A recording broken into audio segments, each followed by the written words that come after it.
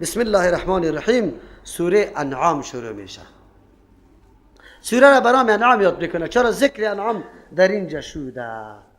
ذکر انعام به خاطر میکنه جاندار است، جاندار، تنومند است. الله متعال برش جسامت خیلی بزرگ داده، اما تابع تو انسانی ضعیف کرده. گوه بیگی با امراه از که شاخ هم داره، قوت هم داره، اگر یک دفعه امیتور کنه و یک دفعه دون بی خدا چپا کنه، کسی مرد باشه که بازگیر کنه یوغ سرش بگذاره، باش میکنی یوغ سرش میمونی، کندرم بسته میکنی، در زمین چند سیره شروستی از صوبکی تا شام سرش قلبه کده رویستی، عرقا میرز از پیشش، خمچه دیگه هم زده رویستی که تیز برو، عرق میریزه، طبیعی توسته، در جغل بسته کدی، در عرق بسته کدی.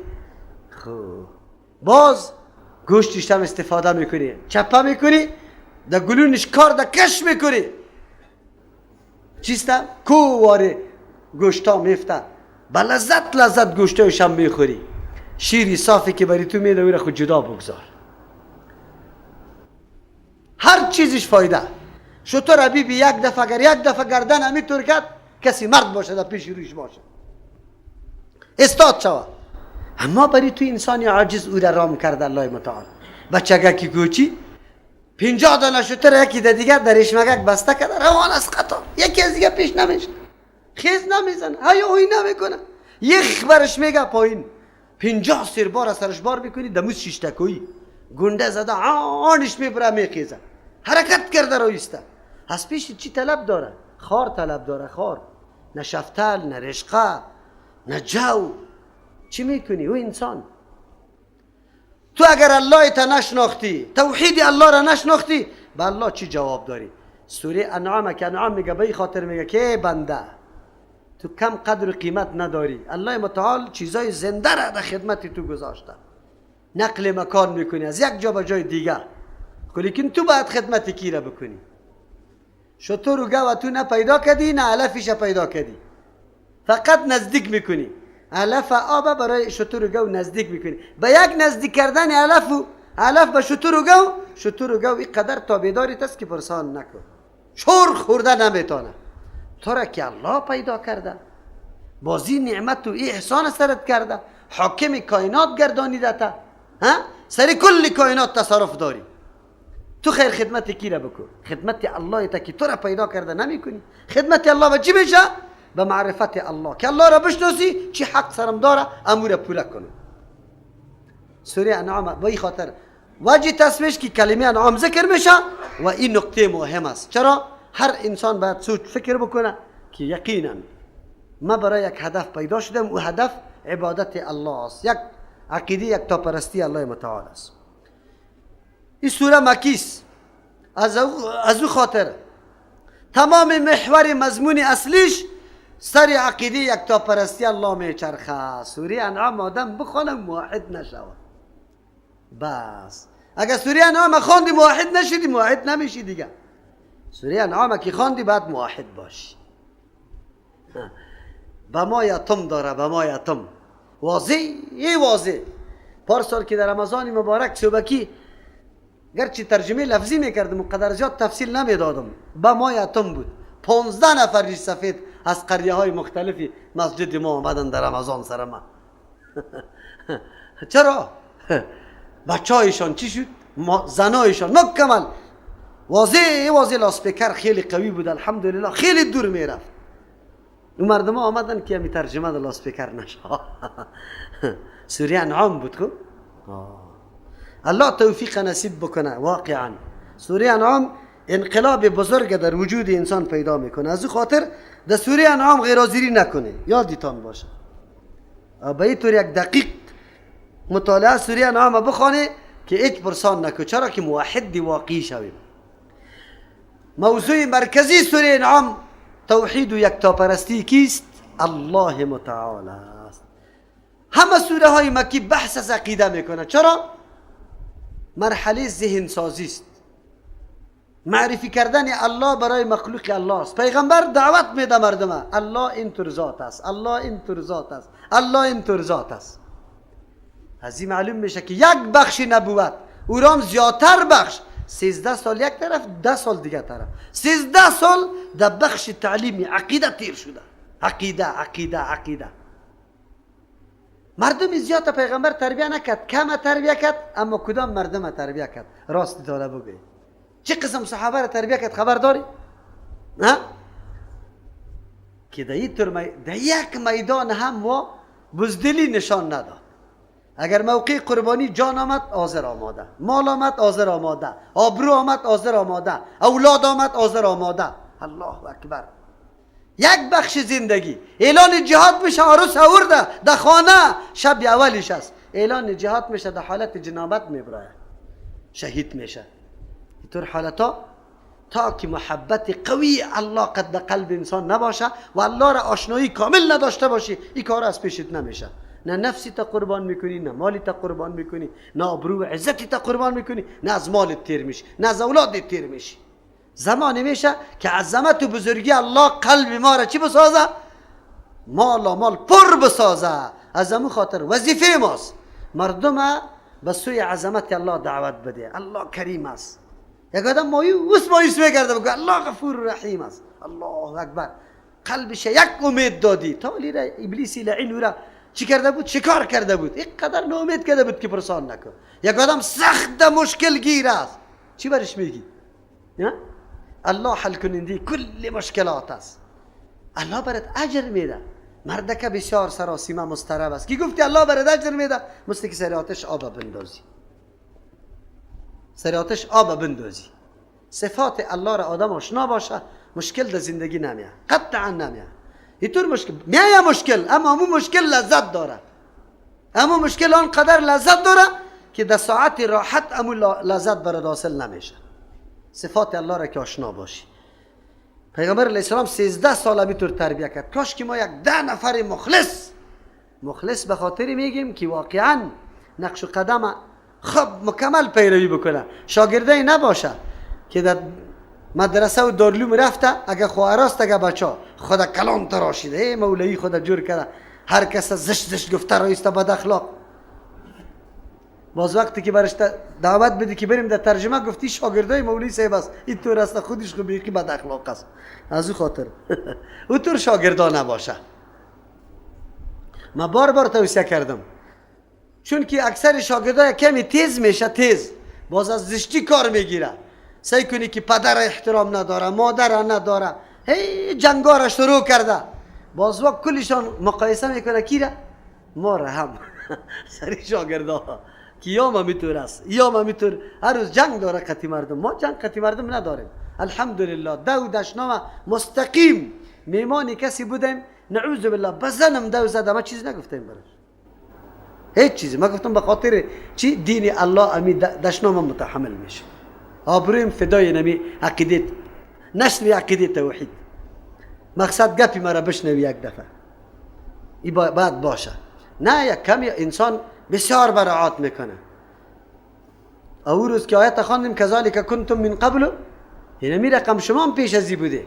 کسی که نوی عقیده را یاد داره میایه اوه کمال احترام عزتمندی از او را تو در نظر بگید خواهر میایه حجابش نیست بیچاره نمیفهمه تالی کس برش نگفته ما حول محیطش همیطور برش دستور داده امروز آمده تو علی او را بد نگو بد سعی نکو که حجاب دین طور است نه بگذار امروز هم برش نگو صبح هم برش نگو روزی سیوم خود به خود ما حول دیده متاثر میشه خواهرها را میبینه بچه هم بیطور است اگر ما دعوت عملی ندیم واقعا ناکام هستیم ما باید دعوت عملی داشته باشیم در عمل ثابت کنیم که واقعا ما محبت با کتاب الله و سنت کی داریم رسول الله صلی الله علیه وسلم و هر نوع زشتی را هر نوع سختی را در دری را متحمل میشیم خیر است مردم ما را بد بگوید قطعی سنگریزه بزنه دشنام بده خیر است ما به خاطر رضای الله متعال مردم ما را توهین و تحقیر کنه خیر است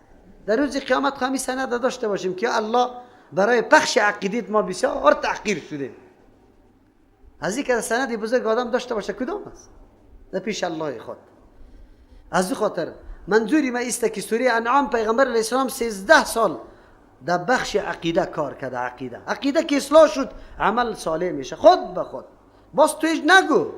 او حالی تلاش داره که عملم چقدر چی باشه. مردم ها سر من انتقاد داره مولی صاحب رفلیدین ضروری است یا عقیده. او مردک ما رفلیدین دعوت ندادیم. خب بچه های تو رست وقتی که عقیدش صحیح میشه پشت سنت رسول الله میگرده. وقتی که سنت رسول الله رو پشت میگرده خامخا رفلیدین میاد سنت. حالی یا سرش عمل میکنه چرا یا کل سنت ها رو عمل میکنه. ایرانی عمل میکنه. در نظر شما میشه که البته شاگردای من میام اول برشان میگم که مردم توحید یاد نگیری خود رفلیدین یاد بگیری. نه ما دستور دادیم که در موقعی که جنگ عداوت دشمنی پیدا میشه ترک کنه، لیکن تعلیم شروع کنه. تعلیم بده، کتابه درس خوانده شوه، خود به خود مردم میپذیره. چیزی که در کتاب در پیش روش بیا با زور انکار کرده نمیتونه. سوره انعام 55 آیت چی سورت است که بعد سوره حجر و قبل سوره صافات نازل شده. سوره مکی است. بحث عقیده دی میشه. از امو خاطر استدلال میشه به او صفات الله متعالی که با چشم سر مشاهده میشه که الله اینمی صفات را داره و باز ما را به مقصد اصلی دعوت میده که توحید الله است. دلایل ازی مکمل بر ما ذکر میشه. از همین اول که شروع میشه. یک، بنابر تقسیم امام رازی رحمه الله. اگرچه امام رازی کتاب تفسیرش تفسیر نیست، کلش بحث فلسفه است. از همین خاطر علما میگه که دی کلش هست خود تفسیر نیست. دیگه کلی علوم است خود تفسیر دیش نیست. اما نظر به تقسیمات موضوعات قرآن کریم خب موضوعات تقسیم کرده و میگه قرآن کریم 4 موضوع مهم بحث میکنه. اول موضوع چی هست؟ خالقیت است. خالق الله است، ایجاد کننده کل عالم و مخلوقات و کائنات الله است. یک پریکار کسی از عدم به وجود نآورده. دوم، تربیت کننده کل مخلوقات هم کیست؟ چرا تربیت برای خود اسباب طلب داره. اسباب عبارت از این اعضا برای ما داده، یا نان، طعام، میوه ها را. یکی ایرکی امی اسباب کی پیدا کرده؟ بعد از اون تو را شیوه استفاده نمی چیزا را کی برای تعلیم داده. از این خاطر گفت تربیت مضمون تربیت بیان میشه. دو، سوم مضمون رزاقیت. مهربانی مکمل از الله است. آنقدر مهربان است مخلوق بدون خواست داده. تو هیچ نبودی و کسی تقاضای تام نکرده بود الله تو را آورده دنیا. مضمون رزاقیت که رزاق الله است، به هر چیز رزق الله میده. چهارمش مضمون چیست؟ احوال قیامت است. هر مضمون به صیغه الحمدلله شروع شده. به صیغه الحمدلله. تا حالی را بیان مضمون خالقیت بود، ایجاد کننده الله است. حالی بیان مضمون چی است؟ تربیت است. تربیت هر شیء در مرحله کمالش کی میرسانه؟ الله متعال میرسانه. و ایس کل موضوعات همی 4 موضوع خالقیت، تربیت، رزاقیت بعد از احوال قیامت هم در جمله دلایل میگیرن. این دلیل بالای عزیز که مستحق عبادت کیست؟ از کجا میفهمیم؟ میگه همی 4 موضوع در الحمدلله رب العالمین الرحمن الرحیم مالک یوم الدین ذکر شده. هر 4ش بعد از اون نتیجه چی برآمده؟ ایاک نعبد، خالص از الله عبادت شوه و خالص از کی طلب شوه امداد؟ از کی طلب شوه؟ یا پیران پیر صاحب، یا سخی صاحب، یا فاطمه، یا تیغ، یا ابوالعباس گفته صدا نکنی. اگر کده با این آیت سوره فاتحه مکمل در تضاد قرار داد. یعنی مقصد سوره انعام می نمیسته. دیگه زیاد تفصیل نمیکنیم. بسم الله الرحمن الرحیم. الحمدلله الذی، اول دعواست الحمدلله کل صفتای کمال، کل صفتای الوهیت لله خاص برای الله متعال است. صفات کمال الوهیت کدام صفات است؟ اما صفات است که در کتاب الله خودش ذکر کرده و در حدیث صحیحه رسول الله صلی الله علیه وسلم پیغمبر ذکر کرده. چقدر است؟ بسیار صفاتای الله است، لیکن کل صفات راجع به چند صفت میشه؟ 2 صفت. مرجع کل صفات 2 صفت است. در آخرین آیت 12 سوره کی طلاق ذکر شده. یکی علم محیط، هیچ چیز از دایره علم الله بیرون. دوم قدرت کامل، سری هر ذره قدرت کی داره؟ در این 2 صفت کسی هم شریک نیست. لیکن امروز مسلمانای ما در این 2 صفت به امرای الله مخلوق شریک میدانه. یک طایفه میخیزه میگه امامای ما علم به ما کانه داره، به ما یکونو داره، سابق آینده که چیزی هست مکمل علم داره. در صفت علم محیط با امرای الله شریک جور کردن یا نکردن؟ جور کردن. دیگهش میگه علی مشکل کشاست، نادی علیان مظهر العجایب، آواز بدی به علی که مظهر عجایب است. ینجیک من کل کرب و نایبی، از هر غم و حادثه تو را خلاص میکنه. علم بگه صفت تصرف و قدرت کامل برای ثابت کرد یا نکرد؟ لیکن ما میگیم که دروغ میگه.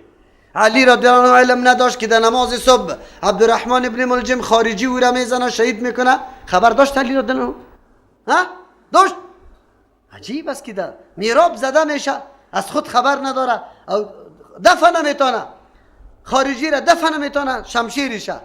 بعد از او حوادث ناگواری که آمده اولادا شهید میشه در کربلا، او را دفن نمیتونه. امروز برای تو چطور مشکلی تا دفن میکنه؟ ها؟ یا سالا که تیر میشه دیگه قوتش زیاد میشه. ها؟ بگوی سالا که زیاد چه قوتش زیاد میشه. این مردم به الله چی جواب میگه؟ این آیت قرآن چی رقم ترجمه میکنه؟ الحمدلله کل صفتای کمال الوهیت مخصوصی لله خاص برای الله متعال است، هیچ مخلوقی صفتا را نداره. و مرد که انسان هم سمیع است، الله هم سمیع است، هر دو شنونده. سمیع آمده، بله الله شنونده است بدون اسباب وسایل، لیکن هر رقم صدا را میشنوه. اگر یک مرچگه که زردک در هفتم طبقه زمین در تاترین طبقه در سر شیشه حرکت کنه یا سنگ لشم، صدای پای مرچگه که زرده الله میشنوه. خود تو بلا اسباب شنیده میتونی؟ لیس کمثلی شیء و هو السمیع البصیر. الذی و ذاتی است. دلیل شد چرا کلی صفات های کمال مخصوص الله است؟ به خاطر که خلق السماوات والارض، پیدا کرد آسمان ها و زمین. شریک است امر الله؟ نبود، نه ولی بود، نه پیغمبر بود، نه ملک بود، نه ملنگ بود، نه آخوندزاده، نه صاحب زاده، هیچ کدامش نبود. نه علی، نه فاطمه، نه ابوبکر، نه عمر، هیچ کدامش نبود. الله زمین آسمان را پیدا کرد. احتیاجات به کسی خیر داره؟ یک خالق آسمان و زمین الله متعال است، پیدا کننده خوب شد. بعد از او و جعل الظلمات و النور، الله گردانیده تاریکی ها را هم و نور روشنی را هم. ظلمات جمع آورده، اشاره میکنه گمراهی ها تاریکی ها خیلی زیاد است. یکی به کمونیسم دعوت میده، دیگه به سوی یهودیت، نصرانیت، بگوی بودیزم، زردشتیت، هندویزم، رقم راه وجود داره. اما اسلام 4 راه نیست، اسلام یکی است. و نور، یک روشنی را الله متعال گردانیده. اسلام یک راست، اسلام جمع کننده است. تعبیر دیگه ظلمات اشاره به پراگندگی است. هر جایی که تاریکی می سبب پراگندگی است. یک جای چراغ در بده میبینی که پروانه ها از هر طرف آمده رایسته، رقم حشرات در گردی همین چی جمع میشه. نور سرچشمه وحدت است، اتفاق است، کلگی را جمع میکنه. وقتی که همین چراغ گل کنی پروانه کار نمیبینی، هر طرف روان است، نور سرچشمه وحدت است، اتحاد است. اسلام نور است، باید این سرچشمه اتحاد باشه. مثل که بود اوس و خزرج 110 سال در بین خود زده بود. اسلام آمد توده های مختلف، قبایل مختلفی، از اسر بلال حبشه، سلمان فارس، صهیب روم، کلگی را با هم چی کرد؟ برادر کرد.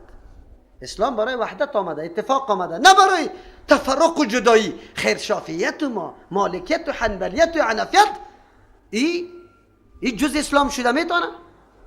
یا خود تفرق آورده. اسلام خود وحدت بیاره. ما را میگه چی میگه؟ والا در مسجد ها فتنه را ایجاد کرده، سعی که تفرقه چه بد است؟ تفرقه را خود تو پیدا کردی. ما را میگی، ما میگه مسلمان هستیم، یک تا است. امیالی در حرم رمضان مبارک است، تلویزیون ها بعضیش چی را پخش میکنه، میبینی مخلوقه ها گردی یک کعبه طواف میکنه، پشت یک امام اقتدا میکنه، با جز از او کسی که الله واره گمراه کرده در عماره. آلیا میره در عماره نماز میخونه. یک طایفه است در افغانستان است، همونی که خود حنفی معرفی میکنه، خود رنگ حنفیت بد کرده. علمای حنفی باید بشناسه دشمنای اصلی خوده که به نام حنفی رنگ حنفیت بد کرده. ولی کسی که پشت امام کعبه نماز نمیخونه و حنفی است، قطعا حنفی شده نمیتونه. امام ابو حنیفه رحمه الله فتوا داده که پشت امام مکه نماز نخونه. خبش نور یکی است، توحید است. توحید عقیده را گسترش میده، جهان کلش در یک رشته چی میکنه؟ بند میسازش. اسلام است فقط تسلیمی به نظام الله. ما تفرق جدایی گپا را نمیخوایم. خیلی خوب. و جعل الظلمات گردانید تاریکی ها را، مراد از پیش شرک، بدعت، نعوذ بالله، فسق، فجور، گناه ها، معصیت، و نور روشنی را که علم است، یا نور عبارت از توحید است، یا نور عبارت از سنت است. هر کدامش که بگیر یکی. ثم الذين كفروا بربهم يعدلون. باز میبینو کسانی که انکار از نظام الله داره، خب میفهمه که خالق الله است، بازم چی میکنه؟ بربهم، به پروردگار خود، یعدلون، برابر میکنه در عبادت مخلوق دیگر.